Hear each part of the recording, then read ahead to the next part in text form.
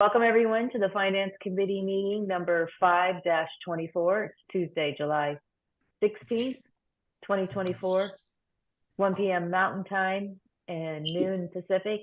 This meeting is being held at the Water Center and on Zoom.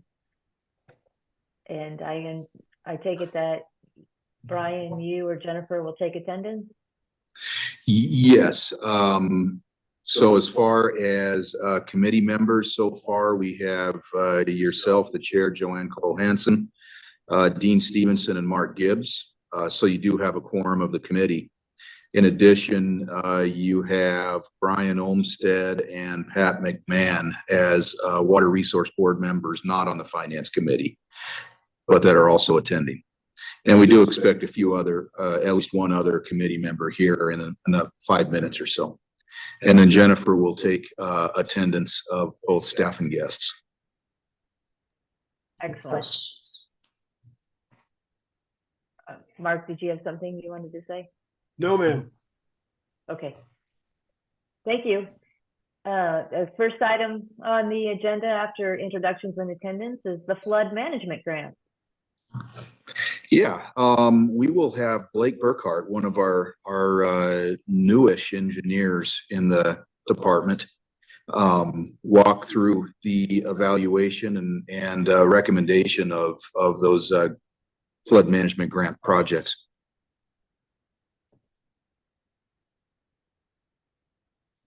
When you're ready, Blake. All right. Madam Chair, members of the board, be sharing my screen. Oops.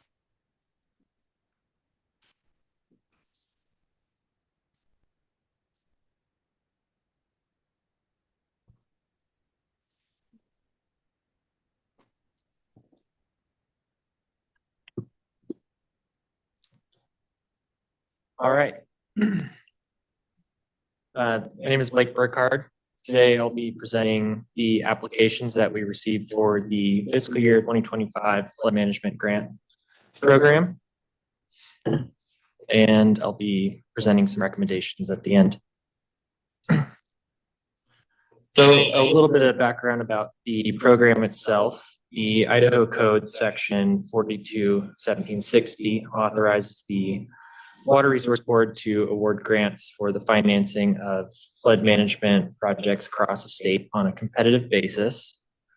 The flood management grant program was established in 2018, and awards are given on a yearly basis. And since 2018, the board has awarded nearly $6 million.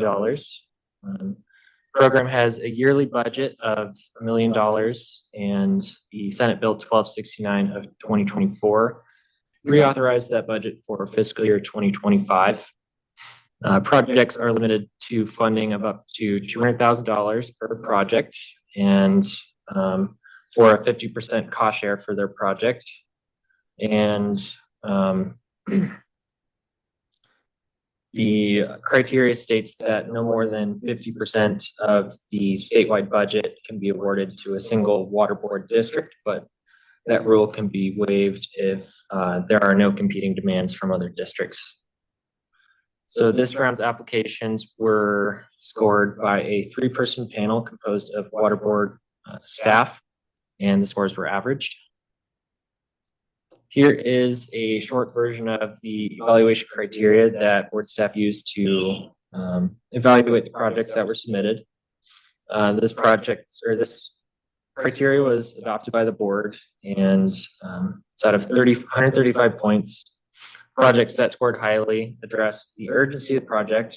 They describe what benefits are and how they're measured, and they have detailed project schedules and itemized cost estimates, and showed documentation of stakeholder support. Additionally, extra points were rewarded to first-time applicants and projects that requested less than 50% cost share. So 10 applications were received this year prior to the June 7th deadline. There were 3 projects submitted in Water Board District 1, 5 projects submitted in Water Board District 2, and 2 projects were submitted in District 4. 2 of the 10 applicants were first-time applicants, which were the City of Nampa and the Portneuf Soil Water Conservation District. And total funds requested were below the $1 million budget, sitting with applications summing to $702,303.50. So I will go district by district and give a brief summary of each of the projects. And representatives from these entities were invited to participate in this meeting if there were any questions that come up, and I'll give time at the end of each of the district specific slides for questions from board members. Starting in District 1, the Clearwater Soil Water Conservation District submitted 2 projects, the Jim Ford Crossing Replacement Project and the Casey Creek Crossing Replacement Project. The Jim Ford Crossing Project seeks funding to replace an undersized and failing bottomless arch culvert on Jim Ford Creek near Weippe with a modular bridge. This project was awarded flood management grant funding in 2024, fiscal year 2024, but the project was canceled due to rising material costs and no funds were issued. They have reapplied with new project costs, and those numbers are shown here on screen. Their second project seeks to replace an undersized and flood damaged culvert on Casey Creek, going from a 36-inch culvert to a 108-inch pipe arch culvert. Both of the Clearwater Soil Water Conservation District projects offer stream channel improvement, flood risk reduction, water quality improvement, and fish passage benefits. The third project submitted in District 1 is Rathdrum Creek Stream Repair, submitted by Flood Control District 17. They are requesting funds for stream channel improvement and propose to use an excavator to remove fallen trees and other debris from approximately 4,000 feet of Rathdrum Creek. And this project achieves flood prevention by removing trees that restrict the natural flow of the creek and cause impoundment of water.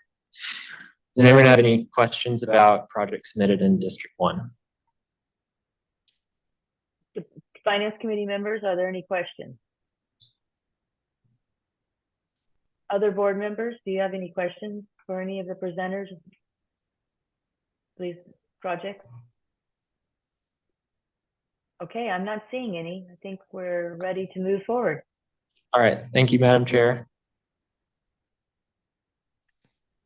So moving on to District 2, and these projects are not ranked, they're organized from highest project cost to lowest project cost.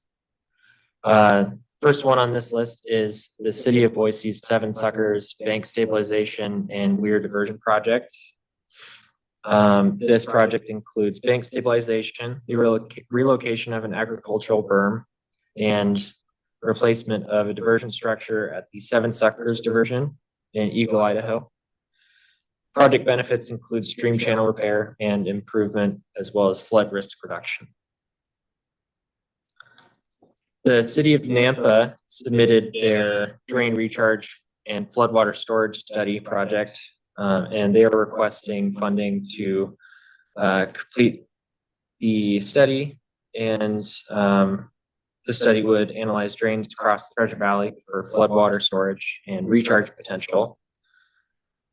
This study is composed of a high-level evaluation of drain flows, site selection of potential recharge and storage basins, prioritizing publicly owned land, and hydrogeologic investigation of sites, conceptual design modeling, and feasibility analyses. The Boise River Flood Control District 10 submitted 2 projects for funding. Their first project is the Mulche Project Bank Stabilization. This project proposes stream channel repair and rehabilitation, as well as stream channel improvement along the Boise River, approximately 3.5 miles southeast of Middleton.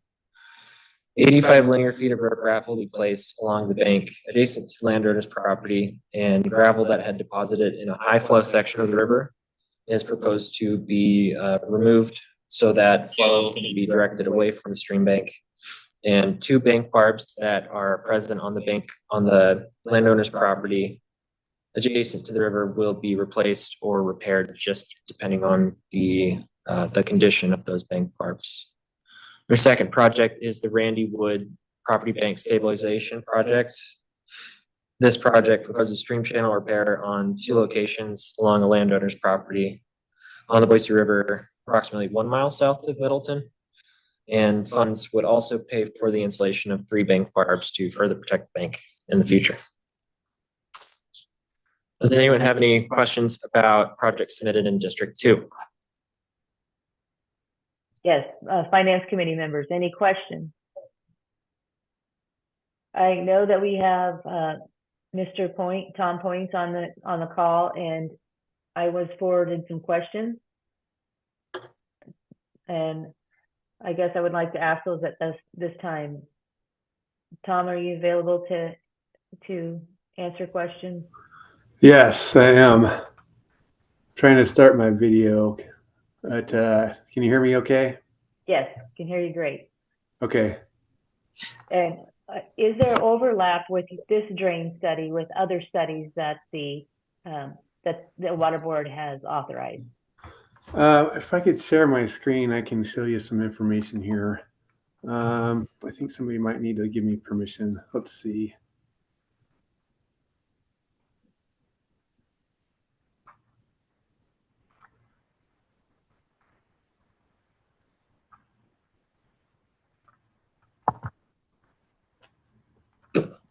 Bear with me just a second. I'm used to using Teams, and now we're on Zoom. I might have to answer the question without the slide. So no, there is not overlap. We are actually building on existing studies. So we know, well, first of all, we know the Treasure Valley Water Sustainability Program has been funded by the Water Resource Board. And so right now they're looking at phase 1, which is the looking at the complete data set on the drain decline in the valley. We've got a partial data set, and so they're looking to gather more data. Phase 2 will be modeling and trying to understand the relationship between the groundwater and then the declining drain flows and other inputs in. And then phase 3 is the mitigation, which is what sites would make sense to have mitigation to accommodate for the declining drain flows. So phase 1 is funded, phase 2 is not funded, phase 3 is not funded. So what this study is doing is basically looking to supplement phase 3, because we already know that there's a problem with the data that we have. We can see that the drains are declining. Mason Creek, for example, a pretty major drain in our area, has gone down from 151 CFS on average to 75 only in a 3-year period.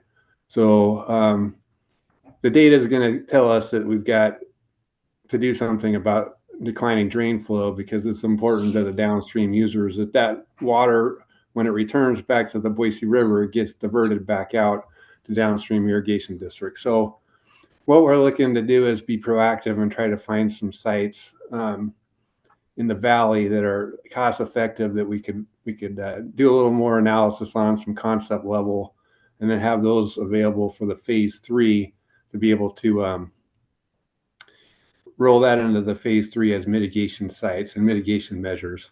We've done our research as well, and we know that the Water Resource Board has funded several studies all the way back to 2011. So we've looked at those. Managed Aquifer Recharge from the Idaho Water Institute in 2011. Then Brown and Caldwell had a series of studies from 2019 to 20, 3 of them about recharge feasibility, infrastructure requirements, and the final analysis. Those were all really great studies that kind of gave us some hydrology background. The conclusions and the mitigations were very expensive.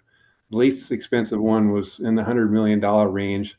So it's a little above and beyond what us locals think we could handle. So what we're proposing to do is build on all these studies that were done so far, try to avoid building long pipelines, and then come up with some mitigation sites that are close by to the Boise River that we could store water in and use that for flood mitigation, and then also later on in the season for drain recharge. And then the last study that we looked at was the most recent one in 2022 from HDR and about the water supply operations to meet municipal demand in the Treasure Valley. So long answer to your question, but short is this does not duplicate anything that's already been done. It's just building on it and supporting it. Okay. And then secondly, are you coordinating with the Boise Project, the Board of Controls, or Nampa Meridian Irrigation District with your plans? Yes. So we had originally, we have we're called a water conservation drought task force here in Nampa, and we've got all of those irrigation entities on board. We've floated this idea to them through that committee. So the irrigation districts, they're on board. The Boise Project, they're not at this time willing to use their facility, but they're definitely a partner and want to provide data and watch and see how this goes. But at this point, the New York Canal is not going to be considered as a conveyance system. So we're just looking at the Boise River, maybe some short sections of the irrigation districts, canals, and we've coordinated with and gained support letters from Flood District 10, the Lower Water Boise Council, Water District 63, and then the Treasure Valley Waters User Association, which represents most of the irrigation districts here in the Treasure Valley. So we view this as a regional project.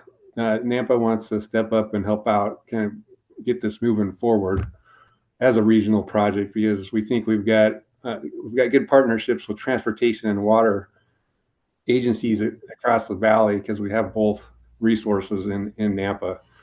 So we're trying to find existing gravel pits that are owned by transportation agencies that we could partner with to store water.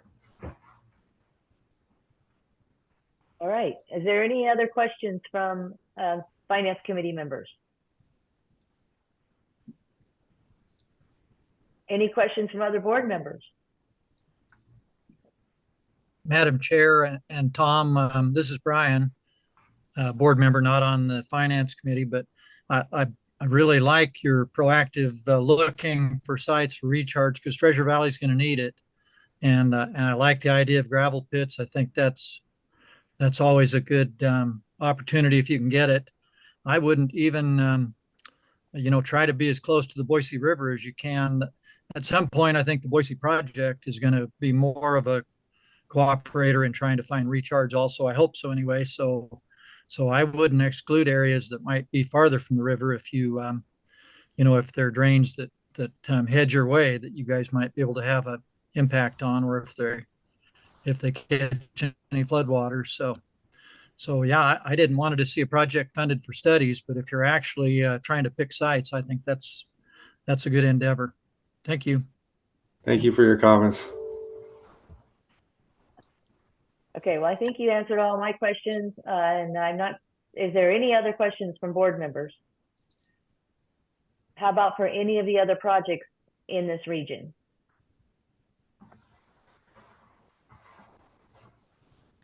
Okay, not hearing any.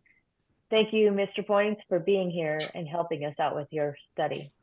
Thank you for your time. Appreciate it, board members. I think we're ready to move on. All right, thank you. I believe I accidentally skipped the last project in this list, the Adams Soil Water Conservation District, Thorn Creek Culvert Replacement. They are seeking funds to replace an undersized culvert on Thorn Creek 11 miles east of Cambridge, and 2 existing 4-foot pipe diameter culverts on Thorn Creek will be replaced by a longer 40-foot long arched culvert, and this will allow for safer transportation over Grace Creek Road with less road sediment ending up in the creek, and this will improve fish habitat as well as improve flow conveyance during flood events. And I don't believe any questions were posed at the last working group meeting, so I will move on to District 4. So down to the last 2 projects that were submitted in this round. The Portneuf Soil Water Conservation District submitted their Dempsey Creek Crossing Replacement Project. They're requesting funds to 50% cost share in the Dempsey Creek culvert replacement. And this project location is approximately 2.5 miles south of Lava Hot Springs. This project offers flood risk reduction and water quality benefits while also restoring access to a landowner's farmland that had been inaccessible since a major flood event in 2022. And this project involves replacing an undersized culvert with a prefabricated 24-foot bridge. And they are also seeking funds to rehabilitate 100 feet of stream bank on either side of the crossing with riprap and vegetation. And finally, the last project is Madison County's Teton River Diversion Enhancement Study. In fiscal year 2023, the county was awarded $126,392 of flood management grant funds for the design and construction of a diversion structure on the Teton River that routes floodwater to a nearby Madison County-owned gravel pit, approximately 0.5 miles northwest of the town of Teton. When the structure is not serving flood management purposes, it can be used for the diversion of recharge flows using a board-owned recharge water right. However, prior to the design being finalized, concerns were raised by a local irrigation entity regarding possible stability and leakage issues, and the project had been halted with no funds having been issued, although their contract with the board for the design and construction is still active. The county is requesting additional funds to address the concerns and to update the designs as necessary. And funds will be used for geotechnical investigation and design work. Does anyone have any questions about projects submitted in District 4? Board members or Finance Committee members first. Finance Committee members, any questions about these 2 projects? Joanne, this is Jeff. Sorry to be late. I kind of reviewed this and I'm okay with this Madison County project, and I think the Portneuf one is a great project too. I think the board will need to continue to work with Madison County to resolve the issues between the irrigators and their proposed flood project. Okay. Any other board members have questions about these 2 projects?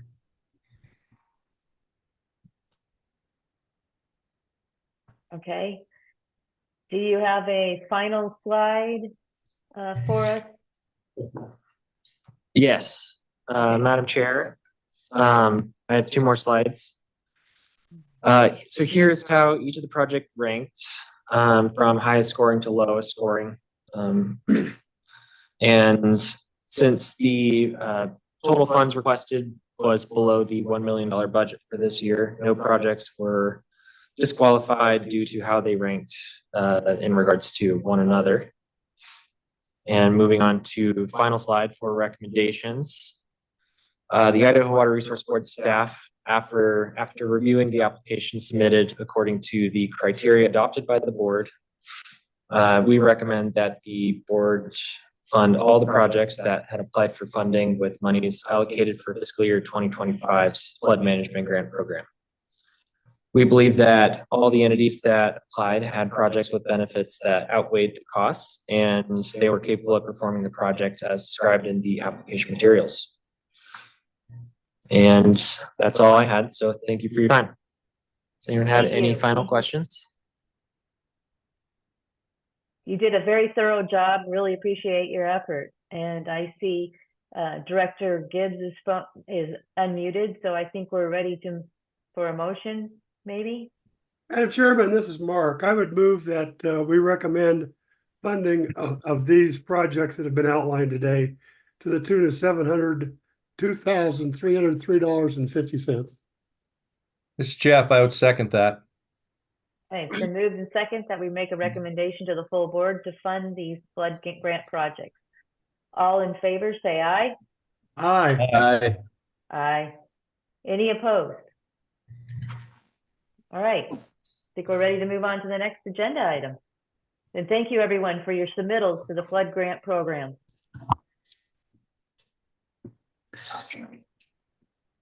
Okay, we will move on to the proposed groundwater to surface water conversion projects grant criteria. And Neely Miller will lead that discussion.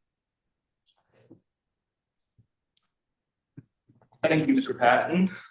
Madam Chair, members of the committee. As Mr. Patton indicated, yes, I will discuss a proposed new grant program, the groundwater to surface water conversion grant. And today my goal is, or my hope is to walk through the criteria and get a recommendation from this committee to the board as to whether this criteria is ready to move forward and be adopted at the July board meeting, or if it needs more work. I'll just start right here at the top. But the board is offering a grant funding to be used for water projects targeted at converting lands irrigated from groundwater to surface water irrigation. And the board is developing these criteria to provide financial assistance on a statewide basis. In terms of, and I've tried to make this criteria similar to what your other criteria look like for your other grants, just to make it easy to understand and why depart from what you're used to and what other folks and applicants are used to. Eligible projects are projects located in eligible geographic areas that propose to convert from groundwater to surface water irrigation. And here we just describe a little bit about what the difference is between a hard conversion and a soft conversion, being permanent or partially converting that water for a portion of the season. So we do prefer hard conversions, and we'll describe how that preference is highlighted in this criteria here in a few minutes.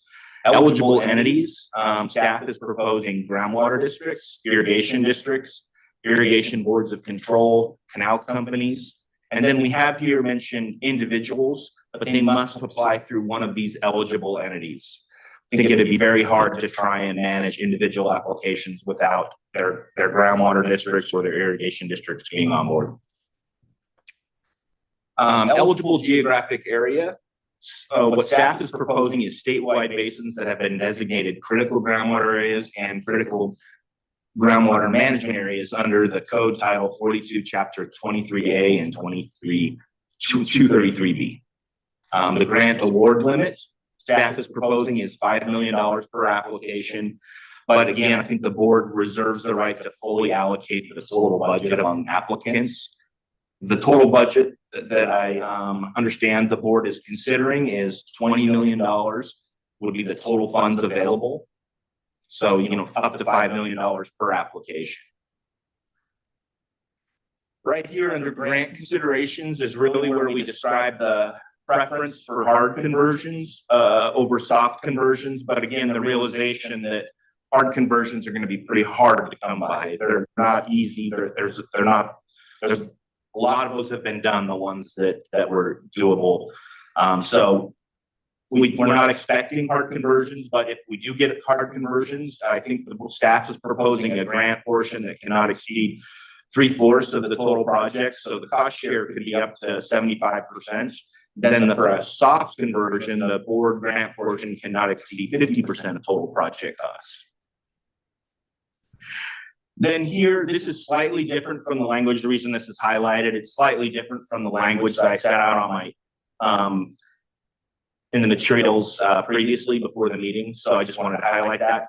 Here, we're saying the applicants must agree to cease pumping the proposed portion of the groundwater related to the project, and that delivered conversion water will only be used on lands with an existing groundwater right tied to this project. And then the groundwater rights previously used on this conversion project cannot be put in water bank for lease. That's the new portion there that, you know, I'd heard in talking with a few board members, this may be something we want to add. And so I'm highlighting it so it's for discussion. We can discuss it now, or we can come back to it after I finish walking through the criteria. But I just wanted to highlight that this is something that was not in the version that was sent out to you for review. Conversion projects are required to be at least 80% efficient. That would mean that for every acre foot of conversion water they receive, they must be able to measure and record 0.8 acre feet of groundwater savings based on their historic baseline pumping. And then this last bullet here is just pretty standard for your grant program. Projects that are already underway or completed by the application deadline are not eligible for this funding opportunity.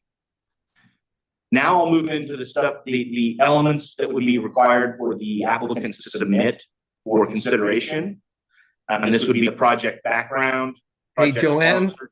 Yes. This is yes, Jeff Neely. I hate to interrupt, but let's back up to that last bullet in the last section. Projects that are already underway or completed. I think we need a better definition of underway. I know there's some projects that are currently in a planning phase. So is this construction started? I think we need to be clear. If there's a project that's on the drawing board, it wouldn't be disqualified from participating in this program.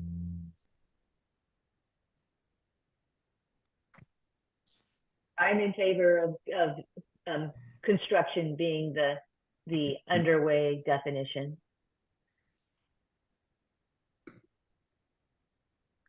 Any other feedback, Dean? Madam Chair, this is Dean.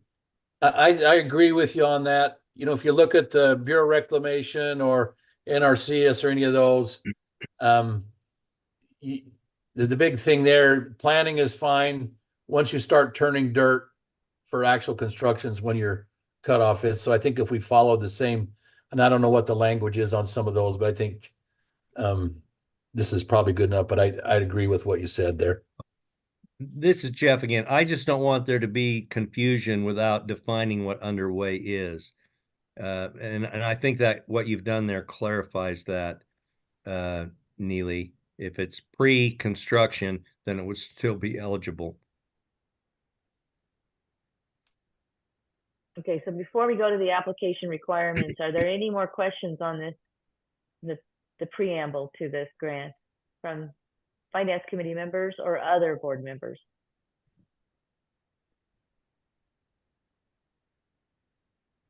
All right, Neely, it's all yours. Thank you, Madam Chair. That was a great suggestion, Board Member Raybould. I'm glad we clarified that because that's important, particularly for this grant opportunity. So the grant application requirements, a lot of these are similar to what we require for other grants. Project background, project sponsors, description, project description with a narrative. Here we're asking for 30% of the design plans and cost estimates. That's something that just so we have an actual project to evaluate instead of a concept. Project budget and implementation schedule, project funding sources. And then these last two items are new items here that are not included in some of our other grants. This would be documentation from the irrigation district and or canal company that they support the project and have agreed to deliver the surface water supply for the conversion project, and documentation of long-term leases, storage water, existing shares, etc., to support the proposed project. That documentation should address the term of the surface water delivery agreement and how often water will be available to support the project. Then this last bullet here is documentation from the groundwater district of support for the project and agreement to administer the pumping reduction. So you're going to have the irrigation district and canal company on board, as well as the groundwater district, and submit documentation from both of them that they support the project, and that they're willing to deliver the water. Any questions about those? Any questions from Finance Committee members? Any questions from other board members?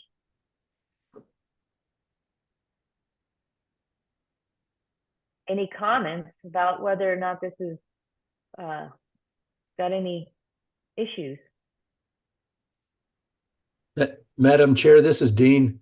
I've gone through this, talked with Neely on these. I think these are all pretty good deals in here to assure that we don't. What we don't want to do is spend the money just to give somebody a bigger water supply. And I think we've done some things in here. And if the board, groundwater district or irrigation, whoever the sponsors are able to have control of it, then they can. I think this could be a good program. Thank you, Dean, for those comments. I concur, by the way.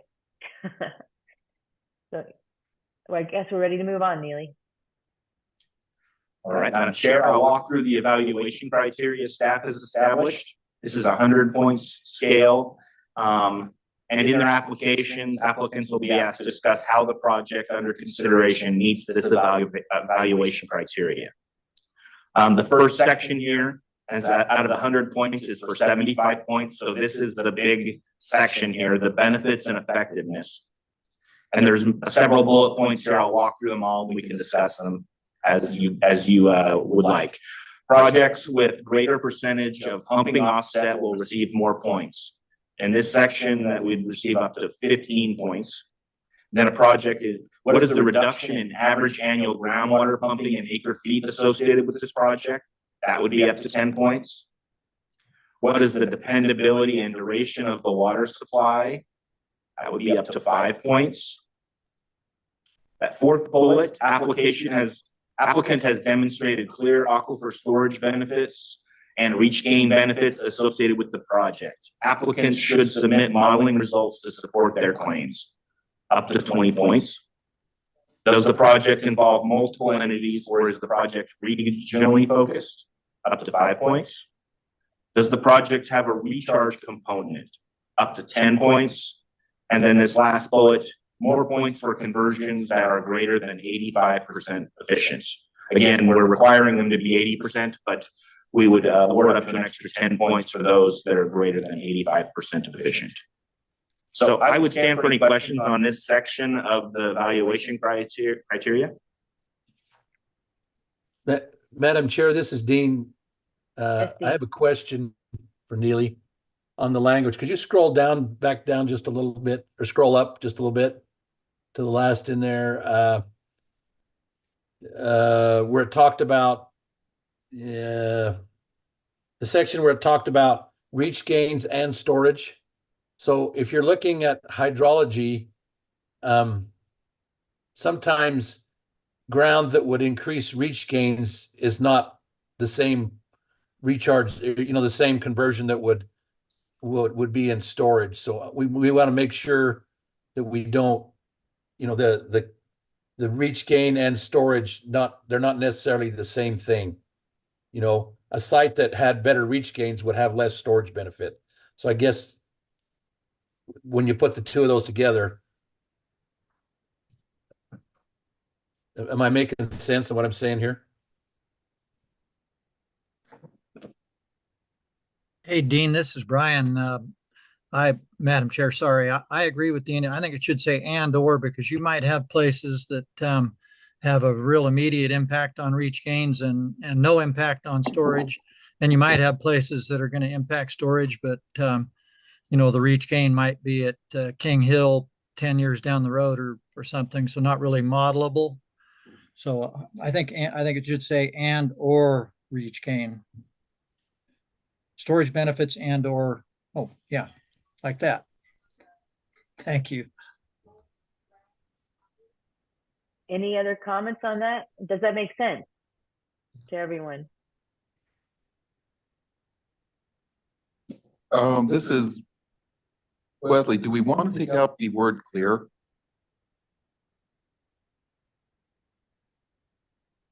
Yes. Yeah. I like that better, Wesley. This is Dean. I agree. You shouldn't use model and clear in the same sentence. So Okay, I'm following along now. I was a little slow on that one, but. Does that mean the water has to be clear? Yes. Okay, any other questions or comments? Madam Chair, this is Brian again, and maybe it's here and I didn't see it, but did we decide that we would give extra points if there are possible recharge? Oh yeah, it has sorry, I just forgot about that one. Forget that question. Good thought. Any other questions, comments? Okay, I think we're ready to move on. All right, Madam Chair, again, that was for 75% of the points. We're now moving down to the other 25% of the points for the evaluation criteria. This is project proposal clarity and detail. 5 points for that. We are asking them to submit plans and specifications, up to 5 points. Then some description of the personnel or what they're envisioning. And then there's up to 10 points for the urgency of the project. And that would make up the full 100-point evaluation criteria. So I have a question on the urgency of the project. How are we defining the urgency? It's a great question, Madam Chair.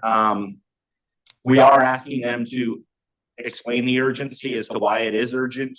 In a lot of cases, if it's, say, on the ESPA, it may be urgently needed to address some of the water conflicts that are out there, to address the water call. There may be other reasons for urgency of a project. That's just one that comes to mind. But I'm certainly open to adjusting this if there are other suggestions. I'm fine with that. I just wanted to make sure we had a discussion on what would qualify as urgency. And I think a water call or declining aquifer in your well would probably qualify, or a past water call. Any other comments? Okay, let's move forward.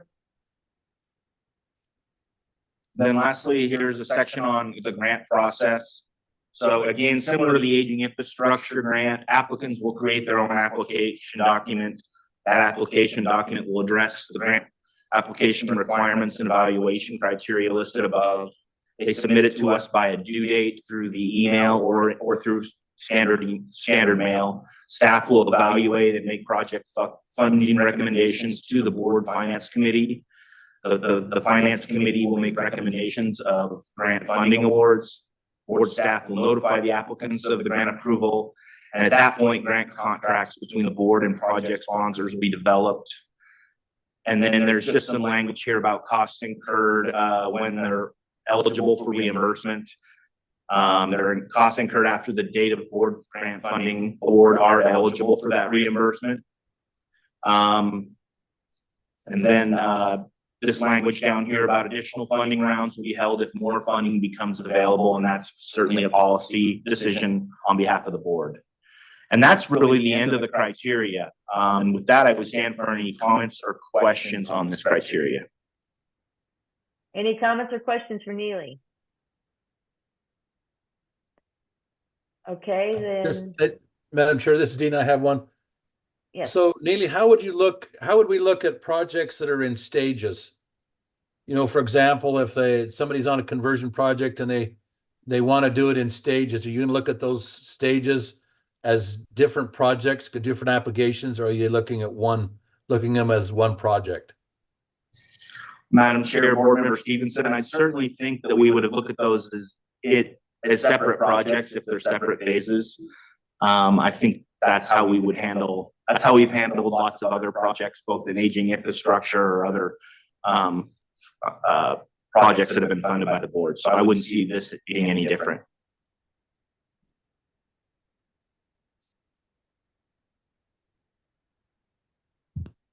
I guess I have a question, Dean, on that. How would you clarify a stage? I'm hopeful that if we give a $5 million grant, that we actually get a finished project. Well, I'm thinking about, I mean, I'm not saying, so what if you had, it's just like if you were doing some of these other projects, I think the one they did up in eastern Idaho on that one canal up there, I think they did it they lined a bunch of canal or piped it, and they did it in different stages. I would think it might be something like that. You know, if you can't, either from a time frame, you can't get it all done in 1 year, or from a financial, frame, you couldn't get it all done in 1 year, that you might have to do different phases of it. That's what I'm thinking. And Madam Chair, I would guess I would clarify. I was speaking to if phases of a project where each phase would be completing a conversion portion of the project, then you would move on to different phases of the conversion. But each phase would involve conversion of groundwater to surface water irrigation. So it's not like you'd be funding the planning of it in one phase and then something else in the next phase. So I just wanted to clarify that. Joanne, this is Jeff. I think what Dean's trying to say is maybe a project is envisioned to be a 20-mile long pipeline to provide water to many, many acres. And maybe phase one is they put in the first mile or 2 miles of the pipeline and convert 2,500 acres. And then phase two would be another 2 or 3 miles of pipeline, and they just work their way out. And I would like to think we could have the flexibility to approve phases of a project that they had matching money for, or if they had a match for the whole thing, but we're going to do it over a period of time. I think that's something we need to work out with the applicant as we go, and be flexible either way. But I don't think we should prohibit someone from coming in with a grant application to do the beginning portion of a project and then eliminate them from building that project out to service more acres. Okay, but at the surface water would be available in the phase one to however many acres. Yeah, I think if you're going to fund, okay. if you're going to fund a phase, then okay, you've got water for phase one, and you got financing, you got the matching money for phase one. Now we got a deal. Let's go do phase one, and then the proponents come back and with phase two and so on. And unless they wanted a grandiose plan all approved at once and could demonstrate they had everything in place to complete that plan, probably be better to do it in phases. Yeah. Okay. I'm sure that we're going to learn where our issues are after this rolls out for the first time. And we can always tweak it as we have everything else to continuously improve the grant program. To me, it's a great program that will hopefully serve the needs of people who are in a dire situation this past year and maybe in the future. So with that, I'd stand for a motion to approve this criteria and present it to the full board. Madam Chair, I'd move that we approve this criteria and recommend it to the full board that we pass it. Jeff, Dean, I'll second it. Yeah. Okay, and I think that was Jeff that seconded it. So it's moved by Dean, seconded by Jeff. All in favor, say aye. Aye. Aye. Aye. Any opposed? All right. Thank you for your work on this, Neely and staff. This is definitely a positive step forward for the state of Idaho, I feel. And it was actually the idea was floated to me by our chairman, Jeff Raybould, a year ago. And I'm glad to see that it's come to fruition, or on its way to fruition. Got a couple more steps. Thank you.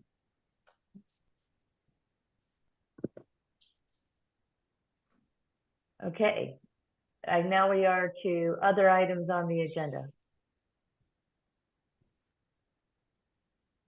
Brian, do you have anything? Madam Chair, I've got one item. Just want to make the board members aware of. The board has been awarded $2 million by the Bureau of Reclamation for drought resilience. And they mentioned measurement and automation of diversions on the plain, on the Eastern Snake Plain.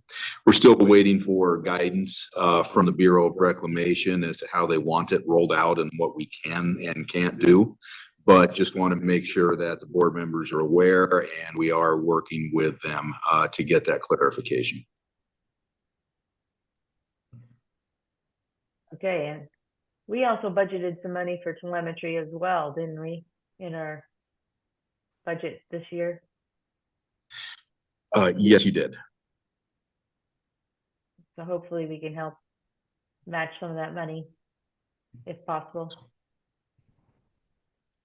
All right. Yeah, that's one of the things we'll be looking at as we get that clarification from the Bureau of Reclamation. Okay, any other items? Anybody else have anything for the Finance Committee? Hearing none, then I'm good, Madam Chair. I move we adjourn, and thank you for an excellently chaired meeting. You're welcome. This was a pleasure. Is there a second? I'll second it. Second, this is Mark. Okay, we'll give that second to Mark. And all in favor, say aye. Aye. Aye. Thank you, everyone. We're adjourned. Thank you, Okay, Madam Chair. we'll see you all next week in Soda Springs. Can't wait.